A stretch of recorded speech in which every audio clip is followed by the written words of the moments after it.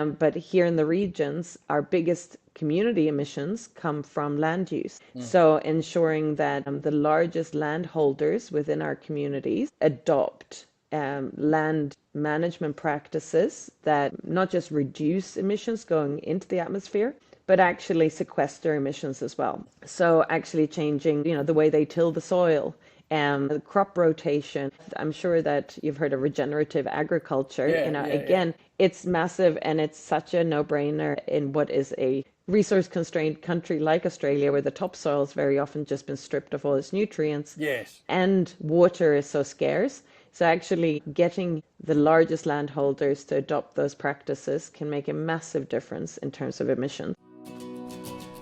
Hello and welcome to the Big Problems, Little Solutions podcast. I'm your host, Barry Scott, and I'm a copywriter, marketer and environmentalist. I love the outdoors, grew up watching David Attenborough and wanted to be like Jane Goodall when I was older. There's still time, but right now I'm fortunate enough to work with lots of very smart people who are trying to make the world a better place in lots of different ways. The goal of this podcast is to shine a light on all of the little solutions out there to a lot of the big problems we're facing. Today my guest is Cecilia Kemp, who changed her entire career trajectory to focus on climate change, studying environmental science at Edinburgh University and eventually finding her way from The Hague to North Sydney, Canberra to the Southern Highlands. Her careers encompass the built environment, waste management and energy. She's worked for the New South Wales Department of Climate Change, Manly, North Sydney and Wingecarribee Councils, Clean Up Australia and the Australian Conservation Foundation, and now she's in the enviable position of trying to guide 11 local councils towards net zero by 2050. If you enjoyed this podcast, please subscribe and follow in your favourite podcasting app or YouTube, and don't forget to share these little solutions far and wide so we can really make a dent in those big problems we're all facing. And now, I give you Cecilia Kemp. Thanks, Barry.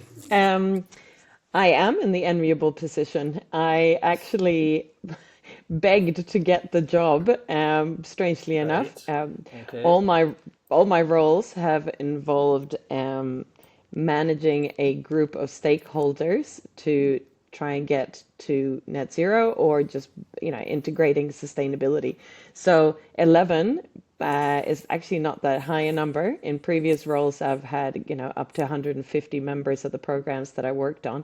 So I'm actually quite excited to have such a small cohort to work with. Oh, so this is a walk in the park then? This is easier? Well, it's more manageable in that, Yes. I can almost count 11 on two hands. But Yes. All my roles in the past, and I started right from my teenage years being very passionate about environmentalism, and really comes from a place of justice, I think. I really struggle with the fact that humanity is doing what we're doing to the planet without so little consideration, and obviously nature doesn't have a voice. So already as a teenager, I really wanted to work in zoology, to do behavioral science with animals. But I realized quite quickly that there's no point in saving one or two or a herd of animals if the climate is slowly changing and depleting them of things like water and food. And so I went into climate change and did climate change science throughout my undergraduate degree and my master's degree. So was that what, at Edinburgh University, was that part? Yes. Yeah, so that was my undergraduate degree. It was in environmental science. I would have done a number of modules in climate science, I guess, more the scientific side of it. At the time, I actually wanted to work in resource management. So I actually wanted to work in fisheries management. Again, thought that was a really pressing issue, where we've actually got natural resources that we're not actively restocking, but depleting. But over time, I realized again, climate change was probably the one factor that really was going to put a lot of pressure on those fish stocks rather than humanity. So I kind of swayed my career more towards climate change. Yes. Okay. And I saw that you've worked kind of quite a lot in various different councils and in government departments, and you've worked probably less in, I guess, the private sector. What's your experience there between the difference of the two? For me, it was a coincidence more than anything else that I ended up in the public sector. It was whilst I was doing my master's degree at the University of Sydney back in 2003. I got the opportunity to work for the state government as a scholar for the Sustainable Energy Development Authority at the time. And I've always been very, in terms of my skill set, communication and event management is really where I feel my skills lend themselves to best, in order to kind of do the engagement that's necessary with the stakeholders that we have to engage with to make a difference. And so the state government role really opened up a fantastic door for me to work within the public sector. And as you mentioned, all my roles since then, bar one, has been in the public sector. And I think predominantly that's because it allows me the opportunity to work across a number of stakeholders rather than if I worked for a company, I'd only be assisting that one company. And so I found, particularly with the projects that I worked with businesses, it was very exciting to be able to have that kind of input and influence into multiple companies in those roles. Local council equally so. So they were programs that worked with businesses, but I have done a bit of residential work as well. Again, exciting to work with the community on these types of initiatives. And so, yeah, I don't think looking back, I don't think I would change anything because it's really given me fantastic opportunities to work across a lot of different stakeholders. And I guess when you're working in government or council or whatever, you have the opportunity to affect greater change. But it seems to take longer to get anything done. But,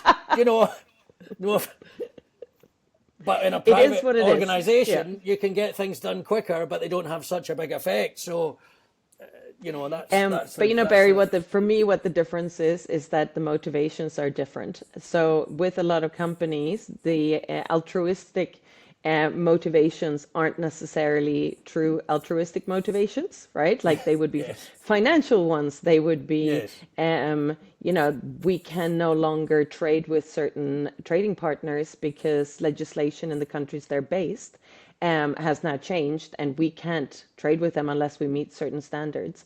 And so I think I would feel a little bit shortchanged just because I really do come from it from the perspective of being slightly more altruistic, I guess. I feel like if I did work with the one company, I would want to know that the work that they were doing was for the right reasons rather than just for a healthier bottom line, should we say. Yeah, okay. And so, look, in your role right now, just on that subject, when you are discussing with the various councils that you're trying to move towards net zero, do you feel as if there's a genuine altruistic desire to change, or is it just because they've been told they have to do it? Or is it both? Just I do think that it's both in a completely different way than an individual company. I think government should lead by example, and a lot of the councils that I've worked with in the past, but also amongst the 11 that I work with now, it's the community that have dictated that they want their councils to take the environment into consideration, right? Yeah. And so it's heavily driven by the kind of more altruistic nature of the community rather than the operational part of council, I guess, right? So there will obviously be financial benefits if councils were more efficient. That's the story throughout history, though, I would imagine, reduce, if you want to reduce emissions, just reduce your consumption.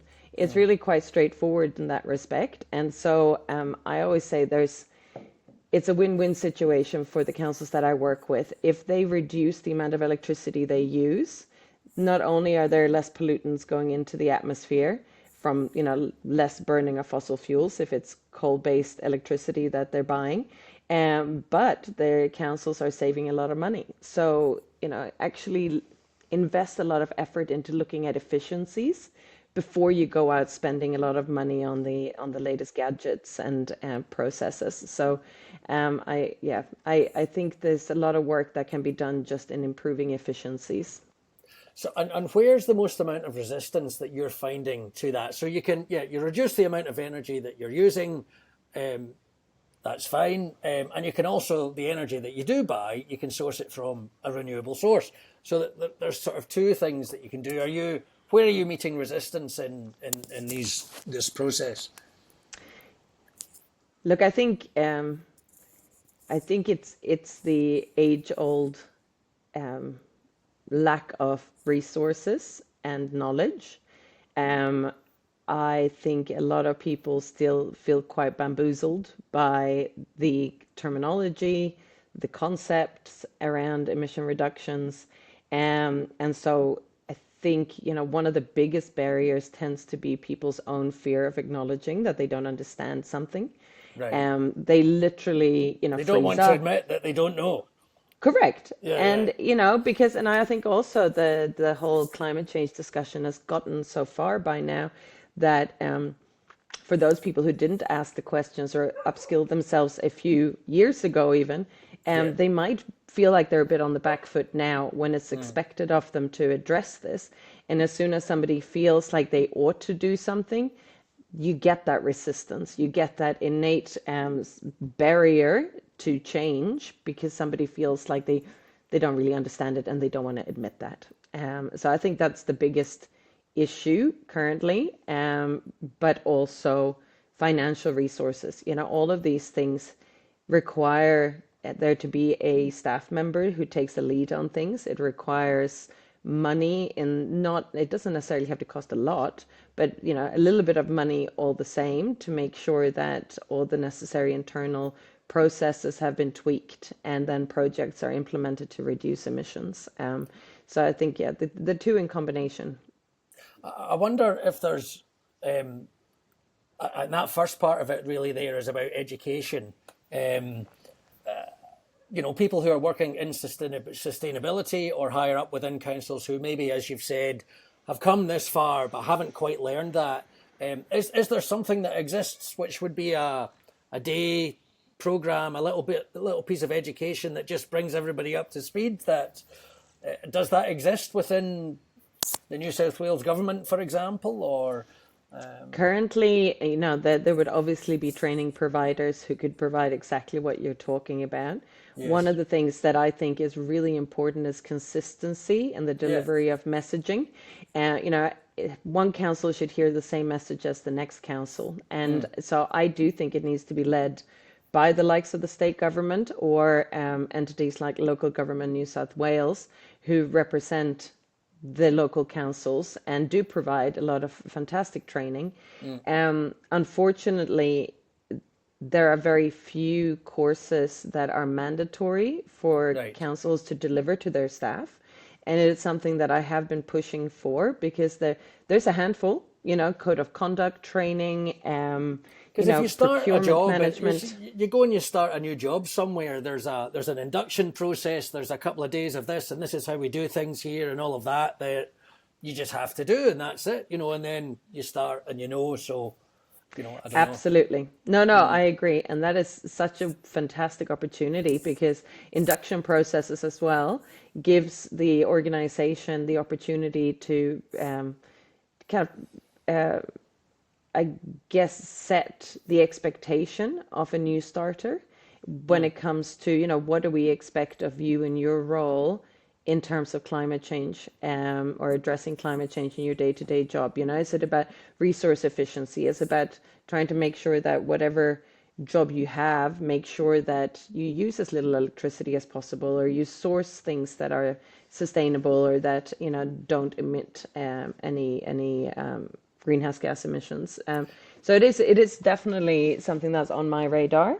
Again, it would be fantastic if the Office of Local Government or Local Government New South Wales actually mandated and there to be some kind of upskilling opportunities for the councils. But, you know, you could say the same with a lot of topics, unfortunately, you know, which is, you know, like be it, you know, any form of community work, community engagement, you know, family issues, school issues, you know, like a lot of these things are topics that span many different roles within the organizations. And I think actually there's a little bit of expectation that people start the jobs having those skills or understanding those topics.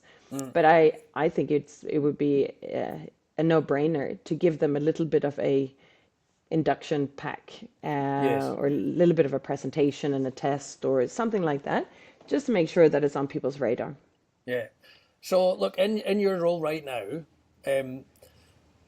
to make this next sort of leap forward, to make that piece of progress, what do you need to happen? Like, what actually, you've been advising various councils at the moment. You just need them to say, okay, we'll do that now. Is that what's that switch that needs to happen? Yeah, I'd say so. That would be nice. So I've actually I've given them. So I spent 18 months working with the 11 councils to establish where they were at. And I mean, emissions reduction is an organization-wide undertaking. I often talk to them about the top five. So they have to benchmark where they are, first of all, and that's perhaps not an easy thing to do either. I mean, that's going to be a complicated process. It's funny you say that, because I think that there's a lot of perceived, again, like there's that barrier, the perception is that it is difficult, but actually it's not. I actually think the hardest part is ensuring that as organizations, and they internally streamline the processes necessary to establish those baselines. And one of the things that, like I mentioned, that there are 5 emission sources, main ones from local councils in New South Wales. So they would be number 1, and I'm talking about the largest amount, not necessarily amounts, but the largest impact would be emissions from landfills. Because those emissions is methane, and methane has a much higher climate global warming potential. And so therefore the actual amount that goes into the atmosphere might not be as high as, you know, as CO2 from other things. However, it's much more potent. And really the source is decomposition of green waste. So that's why there's a big drive in New South Wales to introduce FOGO, so food organics, garden organics. So actually having one bin where you put all your green stuff, be it your food scraps or your garden scraps. So that's reducing the input into the composting. I mean, Well, you know, and for those of us who are doing it, it might seem like a really simple solution, but you have to, again, be brave enough to start. And I have to say, like, to anybody who's hesitating to start composting, it's actually, like, it's not that difficult. You literally, you know, get a bin and start putting stuff in it, and make sure you sometimes turn it. I must admit, though, I never would have, you know, I mean, we're sitting here living in the countryside at the moment, but when I was living in Sydney, I wouldn't have dreamt of composting. I just wouldn't, you know, I was living in a little apartment, and that just wouldn't have been... You know, so it depends where you are as well, I think. Yeah, 100%. And look, FOGO is a fantastic solution for those situations, right? But if you can reduce the amount that you even, you know, put into the bin in the first place, be it the FOGO bin or whatever, you're therefore reducing the amount of green waste that has to be transported. So you're reducing transport emissions. You're reducing the amount of FOGO that actually needs to be processed. So, you know, all processes would have emissions associated with it. So if you can stop those things even going to a FOGO facility by doing it at home, that's obviously what you should be doing. So that's number 1. That's not what I would have expected it to be. What's next?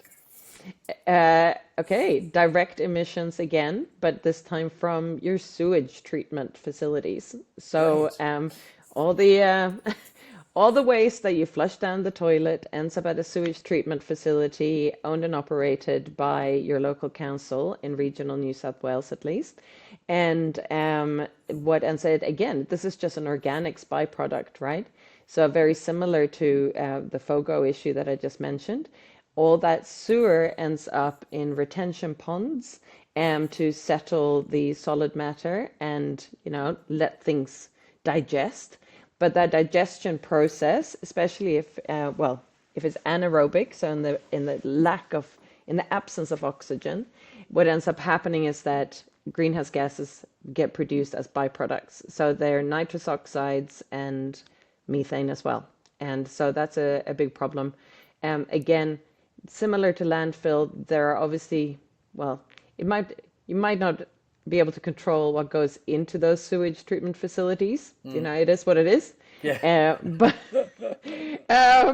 what you can definitely do is you can use aerobic treatment facilities or technology, and there are a number of things that you can do. But again, it's similar to landfill. They're kind of large scale, very expensive technology solutions that need to happen for those two.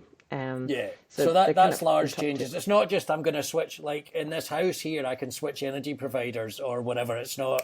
Yeah, there's lots of processes and systems involved, and there's loads of people employed in all of these bits and pieces as well. So absolutely, and it requires upskilling if it's new technology, etc. So the third one is electricity. Happy you touched on that, because the majority of local councils would still be buying electricity through contracts with a retailer that's buying that from a fossil fuel source, so coal or gas. I'd say there's a very strong movement by local councils to start buying renewable electricity through the use of what they call a power purchasing agreement, a PPA, where they're actually buying through a retailer electricity directly from a renewable resource, such as a solar farm, a wind farm.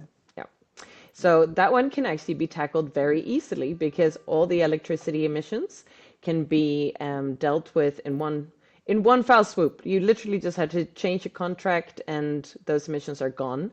So I do love that one because it's a real low-hanging fruit, super simple to do. The only thing is obviously making sure that you get the best deal. And there's, this, but I do think that there's been a real shift in cost. So renewables are definitely more competitive now than a lot of the fossil electricity. So I mean, that to me, for somebody who's never worked in council, right, or any sort of government, to me that's like, simple. Yeah, Why just do that? So no. For example, I mean, how many councils have done that already? Switched to a provider which is out of the 11 that I work with, 5 have done it. Right. But again, it's about the individual organizations being motivated to go through a process that's a bit different from what they've done before. Yes. So they've had to upskill themselves. Yep. 2, they have had to go through a process that they sometimes had to pay to participate in, just to do the tendering for these PPAs. Yes. So there's an outlay there that has to happen that they're not used to either. Is there? I think it's a sustainability advantage program. Is it? I think with New South Wales government that like directors can go on and so I didn't realise they were out of pocket for that as well. Yeah, so Sustainability Advantage is a state government program that is absolutely fantastic. It's open to both businesses and local government.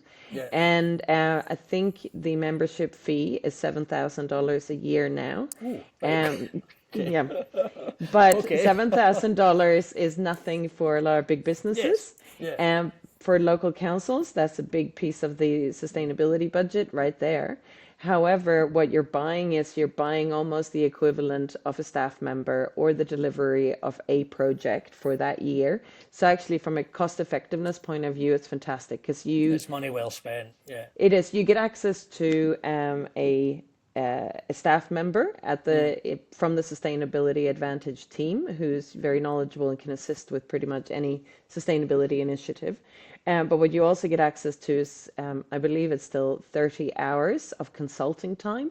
So they have a panel of consultants that can help you with any project that you're looking at, be it your EV transition, be it, like you mentioned, assistance to develop a new retail contract or get a new retail contract. So it's which is a lot cheaper than if you actually asked a consultant to provide you with 30 hours of consulting time. So it's highly subsidized, which is fantastic. And yeah, I'm a big fan of that program. So with the 6 councils who you're perhaps struggling to get onto changing to a PPA to buy renewable energy, one of the things that you might be able to do is suggest perhaps, Go with maybe find the $7,000, go with spend on this. These guys will help you make the business case that you're going to save money, you're going to do this and all these things, and then you make the case, and then over you go. Absolutely. I guess I would say that my role kind of provides the same service as Sustainability Advantage would. Yeah. And so they can save themselves the money by engaging with me. By just listening to what you're telling them. just listen. You can pay these guys $7,000, or you can just listen to me and I'll tell you what's going on.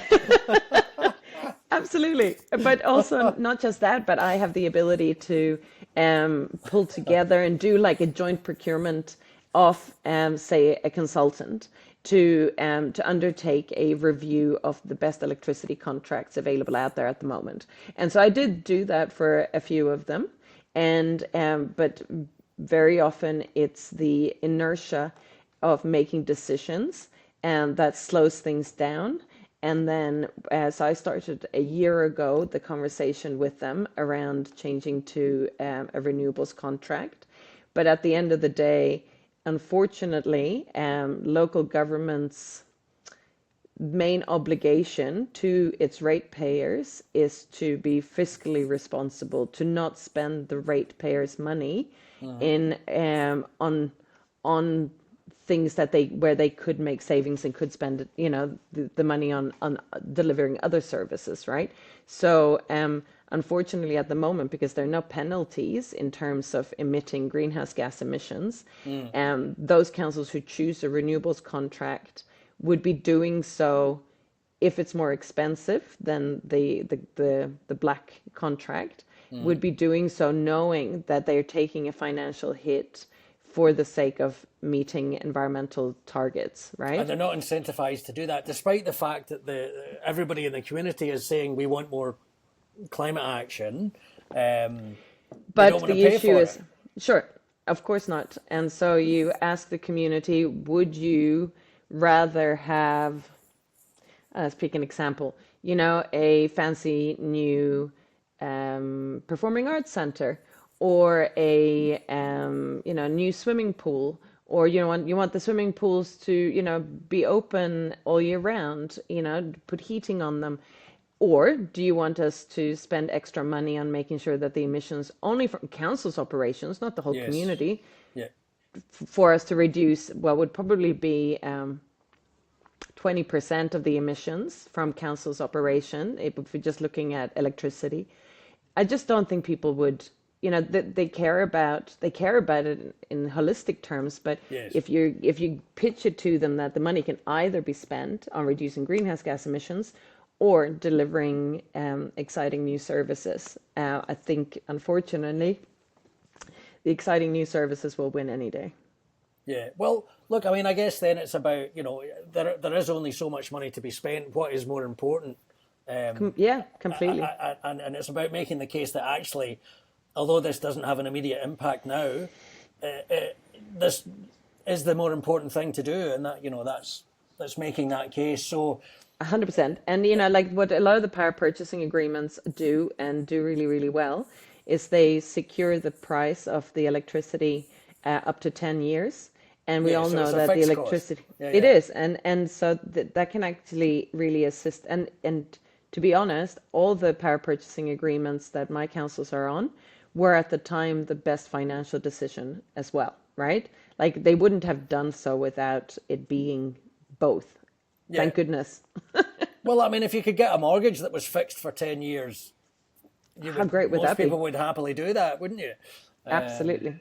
It's crazy fluctuations. So look, so my role is I'm come to this from a sort of communications aspect. So I'm always trying to find out with all of these things is who do we need to persuade to do what, right? The what do we need to do?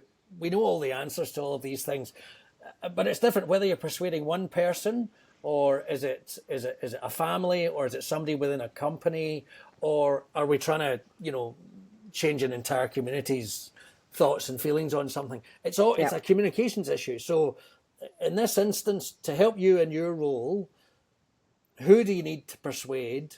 Is it a few gateholders that are making? Is it the mayor of these councils, or what are the individuals? If I was asking for you to brief me to develop a communications plan, who's the target market? Who do we need to persuade? I would definitely say the councillors. The councillors obviously have a lot of sway in terms of prioritizing the work that the council does. I have found that the councils that have quite a engaged group of councillors and a mayor who is a good leader are definitely the ones who are then able to provide more support to the civil servants within those councils to get their work done. It's the councillors that block the progress, or again, probably don't take the time or don't have the understanding to make the decisions, and so therefore they put it off, or they actually don't buy into whatever initiative they promote it is. Inaction because they're not sure, perhaps. 100%. Because again, it's the careful, kind of more prudent way to do things. However, I'm this not is sure, actually, so I won't do anything right now. We'll just wait and see. Yeah. And it's a fantastic, exciting opportunity. It's a time that we're living in that can actually set a lot of local councils up for being, progressive, and that having a lot of cost savings into the future and being ready for the future. And so, for me, getting those councillors on board is gold. But not just that. Obviously, the community has to communicate that to their councillors and need to hold them accountable So you need to have a good leader and a councillor who's engaged and wants to listen, and then you need to have the community telling that councillor that this is actually what we want to happen. Absolutely. And then, Absolutely. then they can make it happen. And look, I'm a big believer that when you're resource constrained, you want to spend, the majority of those resources on the biggest bang for your buck, right? So in terms of emissions reductions, you have to find that sweet spot. It is all about waste. It's all about waste. Yeah. 100%. And, but also, so focusing on waste, and then focusing on getting the things done that cost near nothing and require very little work, like changing your electricity contract. So, and it's the same thing in the community. It's very hard to expect every single household to be making big changes to how they live. But what you can do is, again, focus on community emissions from industry. But here in the regions, our biggest community emissions come from land use. So ensuring that the largest landholders within our communities adopt land management practices that not just reduce emissions going into the atmosphere, but actually sequester emissions as well.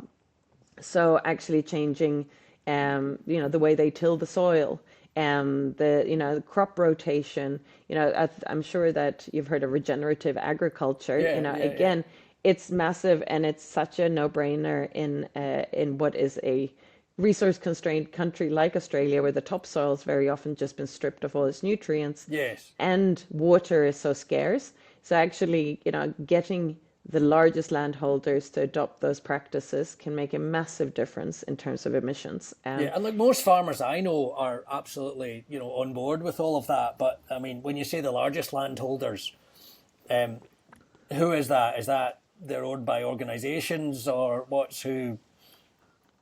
Look, it would be different from council area to council area, but I really think that it would be, the majority of farmers in New South Wales, at least in this region, are family-owned businesses. So it would really be, again, like having those conversations with those producers, and I think that it's probably in their interest to make the transition themselves. But they need to obviously be across the latest information on that topic I mean, look, I guess most of the farmers I was saying I know are in that way as well. But then again, maybe it's just that's the bubble that I perhaps live in. You know, I don't know. Yep. I don't know. Well, listen, that's really good. Listen. So how you've been doing this for a long time now, since Edinburgh University, and look, the one thing in my experience of trying to get anything done in regards to climate is that it can be, you feel as if you're butting your head against a brick wall quite a lot, and it can get really frustrating. So, I mean, I don't know, what do you do to take a break from that now and again? Do you just have to pause and just think, right, I've just, I don't know, what? Go for a swim, go for a hike? Yeah, look. Do you just throw how do you get through that? I definitely try not reading anything about the planet when I'm not working. I think, what we all need is a break, a mental break, the headspace. Massive fan of any kind of crime drama. So right. I have to admit, it's the problem-solving part of my brain probably enjoys watching somebody else solve a problem that is presented at the beginning of the show and is usually solved by the end of the story. So nice, clean, neat, solution-based things. But my daughter loves that Only Murders in the Building. I've just started watching that, and I love it. We've just started so watching the 4th series, so she's loving that. Yeah. It's just divine. And look, for me, it's about spending time with family and friends as well, and having conversations that are completely unrelated to my work. I mean, I love that we can be friends and we can talk about this topic. Yes. But not all the time, because that just gets a bit boring. Yeah. Absolutely. Because, it is something where I would love for the government just to lead and to just implement legislation, to set standards and just get on with it.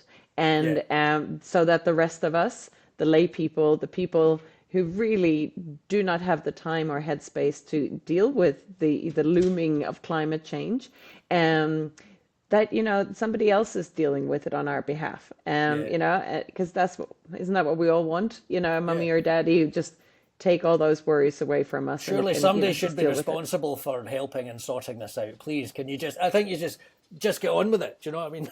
Absolutely.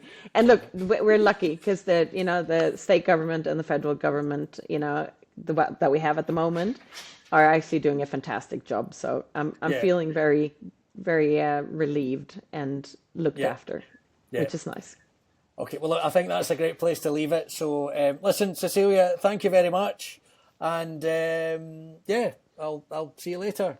Thanks. Absolute pleasure. Thanks so much, Barry. Thank you. Thanks again for watching. And don't forget to share these little solutions far and wide.